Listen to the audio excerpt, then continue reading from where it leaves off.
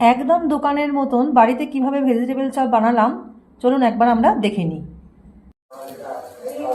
Vegetable chop বানানো হবে, তার জন্য প্রস্তুতি চলছে। কড়াইয়ে সর্ষের তেল গরম করে 5 ফোড়ন শুকনো লঙ্কা দেওয়া হলো।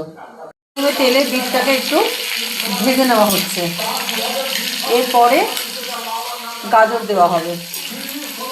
প্রথমে বাদাম ভেজে রাখা হয়েছিল, এবার এর মধ্যে একটু লবণ দিয়ে দেওয়া হচ্ছে।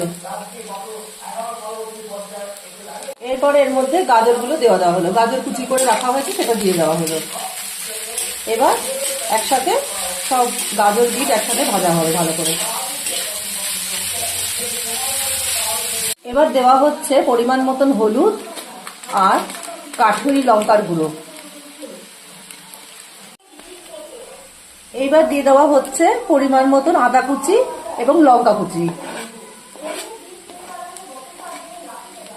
এরপর সমস্ত রকম সবজি মশলা একসাথে মিশিয়ে সেদ্ধ হওয়ার জন্য আমরা 5 মিনিট ঢাকা দিয়ে রেখে দেব।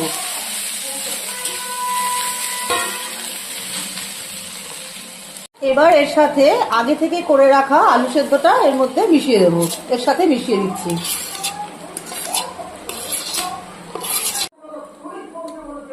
এবার এর সাথে মেশানো হবে চাট মশলা, আমচুর পাউডার আর আগে থেকে ভেজে রাখা ধনে, জিরে, শুকনো লঙ্কা, তেজপাতা, মৌরি ভেজে গুঁড়ো করে রাখা সে মশলা, আর হচ্ছে চিনি,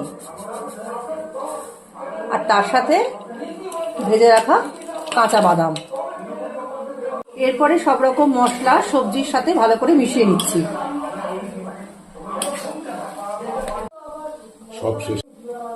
সব শেষে মিশিয়ে দেওয়া হচ্ছে ধনেপাতা কুচি। এরপর মিশিয়ে দেওয়া হচ্ছে বিস্কুটের গুঁড়ো যখন এটা ঠান্ডা হয়ে যাবে। তারপর মিশ্রণটা ঠান্ডা হওয়ার পর এবার চপের আকারে গড়ে নিচ্ছি।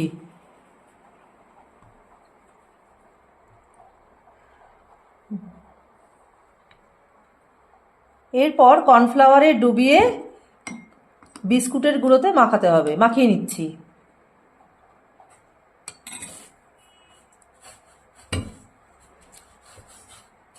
ঠিক এইভাবে চপের আকারে গড়ে নিয়েছি।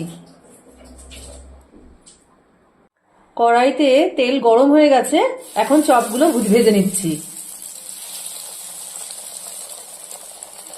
রেডি গরম গরম চপ খাওয়ার জন্য, সাথে রয়েছে কাসন্দ।